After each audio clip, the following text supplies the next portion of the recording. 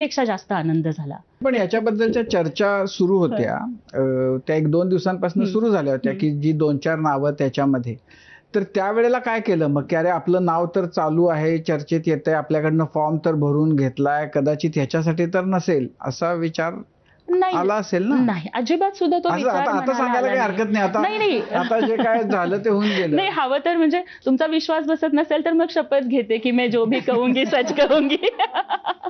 हा जो त्याने फॉर्म भरून घेतला, ते लाडक्या बहिणीसाठी दिल्लीत काम करायचंय म्हणून त्यांनी फॉर्म आणि काय काय भरून नाही, घेतलं. फॉर्म नव्हता दिला मला, फक्त तो एक ॲफिडेव्हिटचा नमुना, त्याचंही माझं कागद नाव द्या म्हणून सांगितलं. ते हां. किती दिवस साधारण आधी एक होतं? 3-4 दिवस आधी. फॉर्म मला वाटतं 5 तारखेला शेवटची तारीख होती, त्याच्या एक 3-4 नाही दिवस याच्यासाठी, कारण आता या पुढच्या जेव्हा काय विधान परिषदा वगैरे येतील तेव्हा ते ज्यांना असं सांगतील की कुठल्या तरी तिकडे पाठवायचं फॉर्म द्या, तर जरा त्यांना की नाही म्हणजे की असं की अरे आपल्याला काहीतरी आपलंही असं होऊ शकतं याच्यासाठी. मला खरंच या ठिकाणी म्हणजे गहिवरून येतंय, की अनेक वेळेला मागून सुद्धा बरंच काही मिळत नाही. असं झालंय? नाही, इतरांच्या बाबतीत झालं असेल किंवा मी स्वतःच्या बाबतीत? हो.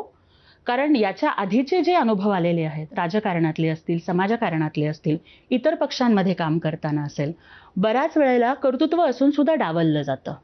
बऱ्याच वेळेला कर्तृत्व असून सुद्धा ते सिद्ध करण्याची संधी दिली जात नाही.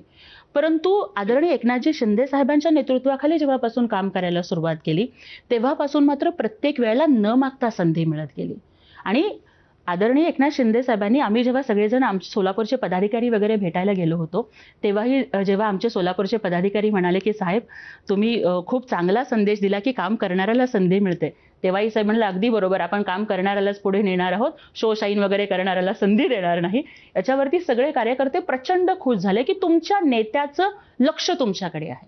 बऱ्याच वेळेला असं होतं, की पुढे पुढे करणारे, आगे मागे फिरणारे, सतत त्या टीव्हीच्या फ्रेममध्ये त्यांच्यासोबत दिसण्याचा प्रयत्न करणारे, त्यांनाच संधी मिळते का काय, असं जो सर्वसामान्य लोकांना वाटतं, किंवा राजकारण हे फक्त मोठ्या लोकांच्यासाठी, मोठ्या लोकांच्या मुलाबाळांच्यासाठीच आहे, असा एक जो सार्वत्रिक समज दृढ होत चाललेला आहे, त्याला एक छेद देण्याचं काम मला वाटतं ह्या निर्णयानं एकनाथ शिंदे साहेबांनी केलं, श्रीकांत शिंदे साहेबांनी केलं. की ते जे कोल्हापूरच्या भाषणात म्हणाले होते, की अब राजा का बेटा राजा नहीं बनेगा, राजा वही बनेगा जो मेहनत करेगा.